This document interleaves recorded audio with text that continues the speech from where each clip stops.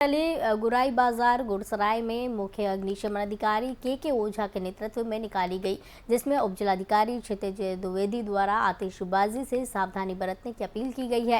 Rally में police क्षेत्राधिकारी गरोठा प्रज्ञा पाठक, थानाध्यक्ष गुरसहाय अरुण कुमार तिवारी मुख्य रूप से मौजूद रहे। मुख्य अग्निशमन अधिकारी के ओझा ने बताया कि आतिशबाजी चलाते समय पूर्ण सावधानी बरतें। सीओ प्रज्ञा पाठक ने बताया कि दीपावली पर्व को देखते हुए लोगों में जागरूकता के लिए रैली निकालकर लोगों को संदेश दिया जा रहा है, जिससे लोग आतिशबाजी वगैरह सुरक्षित तरीके से चलाएं और कहीं कोई अप्रिय घटना ना घट सके। इसके लिए लोगों को जागरूक किया जाए। इसके बाद आतिशबाजी की दुकानें खैर इंटर कॉलेज मुख्य भवन के क्रीड़ा स्थल पर लगाई जाएंगी। वहां पर वाहनों का प्रवेश प्रतिबंधित रहेगा।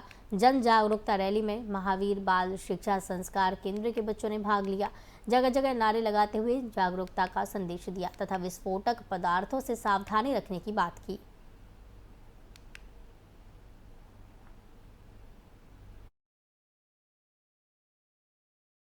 सर, इस रैली का उद्देश्य क्या था?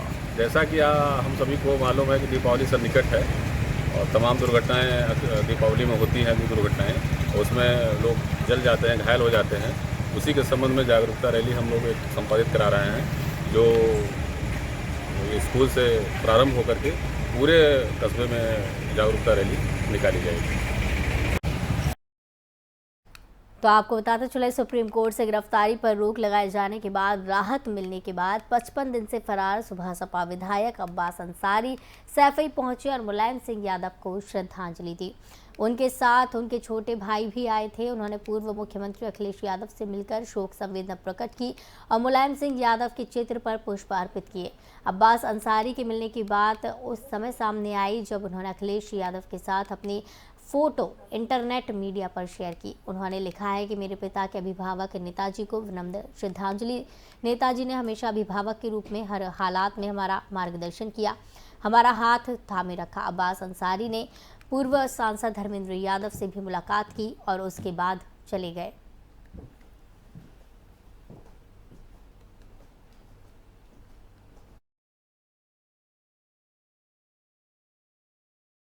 खबर की ज़्यादा जानकारी के लिए हमारे साथ संवाददाता सनत तिवारी जुड़े हुए हैं इटावा से।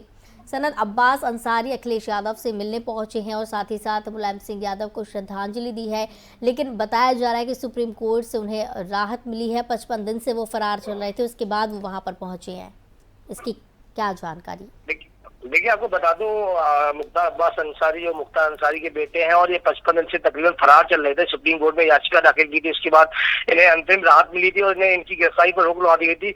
देर रात ये सपा संरक्षक मुलायम सिंह यादव के पैतृक गांव सैफई पहुंचे। उन्होंने शोक संवेदना व्यक्त की और अखिलेश यादव से भी मुलाकात की है और नेताजी मुलायम सिंह यादव को उन्होंने श्रद्धांजलि अर्पित की और साफ तौर पर कहा है कि नेताजी मेरे अभिभावक हैं और मेरे पिताजी के गार्जियन के तौर पर इन्होंने हमेशा हमको मार्गदर्शन किया है, ये कहते हुए नजर आए हैं अब्बास अंसारी जी।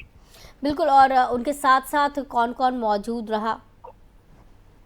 बात करें अब्बास अंसारी, उनके साथ उनके परिवार के कुछ भाई लोग और थे और उनके तमाम समर्थक थे। देर रात इटावा के सैफई में पहुंचे और उन्होंने नेताजी को श्रद्धांजलि दी। इसके बाद अखिलेश यादव से तकरीबन 43 मिनट में उनकी मुलाकात भी चली है और उनके साथ बैठे हुए दिखाई दिए और शोक संवेदना व्यक्त करते हुए जो मुलायम परिवार के साथ अब्बास अंसारी बैठे हुए देखे जा सकते हैं। शरद, क्या आपको लगता है कि इसके राजनीतिक मायने भी निकालने चाहिए, क्योंकि 55 दिनों से जैसे वो फरार चल रहे थे और अखिलेश यादव से जब वो मिलने पहुंचे हैं, क्या इसके राजनीतिक मतलब भी निकाले जा सकते हैं?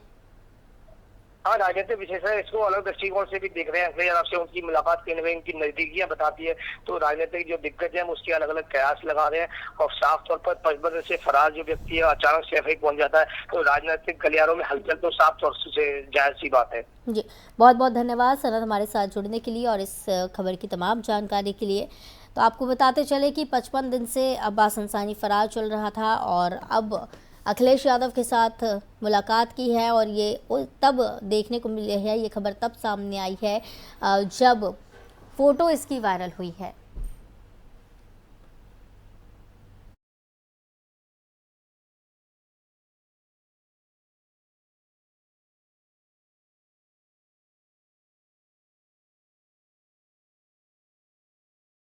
महोबा जनपद में दिन दहाड़े एक पिता ने अपने ही पुत्र को लाइसेंसी बंदूक से गोली मारकर गंभीर रूप से घायल कर दिया, जिसके बाद तत्काल ही घायल का सौतेला भाई उसे जिला अस्पताल लेकर पहुंचा और इमरजेंसी वार्ड में उसे भर्ती किया गया। बता दें कि सौतेले भाई के साथ रहने के कारण ही आक्रोशित पिता ने छोटे पुत्र को गोली मारी।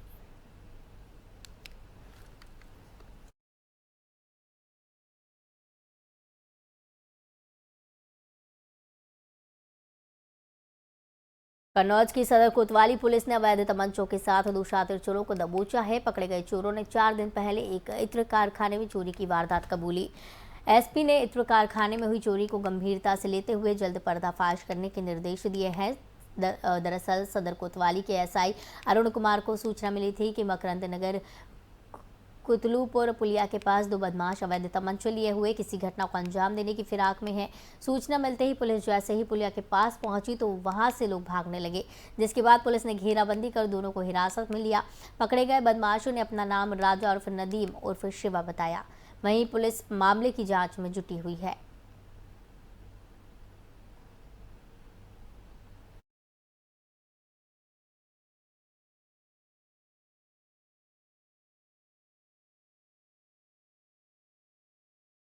पीएफआई को लेकर फिर बवाल हो गया है। सपा सांसद शफीकुर रहमान बर्क ने पीएफआई पर बैन लगाया तो आरएसएस पर क्यों नहीं लगाया, तमाम बयान उन्होंने दिए।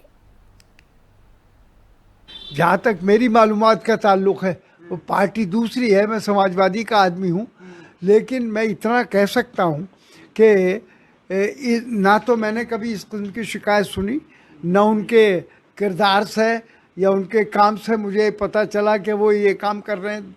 जी, ये तो सब बीजेपी मुसलमानों को हरस करने के लिए और मुसलमानों को खौफजदा करने के लिए ये सारी बातें करती है। अब चूँकि जहाँ तक पीएफआई का ताल्लुक है उस पर इन्होंने वो लगा दिया, बैंड लगा दिया, तो बैंड कोई वजह नहीं है, कोई मुल्क के कोई वो गद्दार नहीं है, वो भी इस मुल्क के हैं और ये भी एक सियासी और पॉलिटिकल पार्टी है जैसा और पार्टी चल रही है। तो आज तक कभी आरएसएस पर तो बैंड नहीं लगाया गया, जबकि जो आरएसएस का सिर्फ ये काम है कि जगह जगह मुसलमानों के साथ उनके साथ जुल्म करना, ज़्यादती करना, उनके साथ ये उनका काम है। और इन्होंने धर्म संसद बनाई थी, उन्होंने साफ कहा कि मुसलमानों का कत्लेआम किया जाए, मुसलमानों को मारा जाए। और ये सारी बातें इतनी गैर जिम्मेदाराना बात है मुल्क के अंदर, जिससे नफ़रत बढ़ती है और हालात ख़राब होते हैं। उस पर कोई गवर्नमेंट का बैन नहीं लगा। इन पर बैन क्यों नहीं लगाया गया? और इन पर ये झूठी सच्ची बातें कि साहब ये करते हैं वो करते हैं तो गलत। तो अब ये तो अल्लाह बेहतर जाने, मैं तो नहीं कह सकता कि और जहाँ तक मेरी मालूमात का ताल्लुक़ है वो इस किस्म का ये इनके ख़िलाफ़ झूठा प्रोपेगेंडा है। तो देखिए वहाँ रियासती वो तो कानून है नहीं, अब जो स्टेट का वो तो सेंटर उनकी ताकत वो छीन लिया। अब इसका सेंटर जिम्मेदार है, बीजेपी की सेंट्रल पार्टी जिम्मेदार है इस बात की कि वो इन हालात को क्यों ऐसे हालात पैदा हो रहे हैं, क्यों कंट्रोल नहीं कर पा रहे। तो मेरी मांग है कि इसमें सेंट्रल गवर्नमेंट मदाखलत करके और सही जांच कराकर उनके खिलाफ कार्रवाई करे और माहौल को ठीक करने की कोशिश करे। जहाँ तक मेरी मालूमात। इस बुलेटिन में फिलहाल इतना ही, मुझे दीजिए इजाजत। नमस्कार।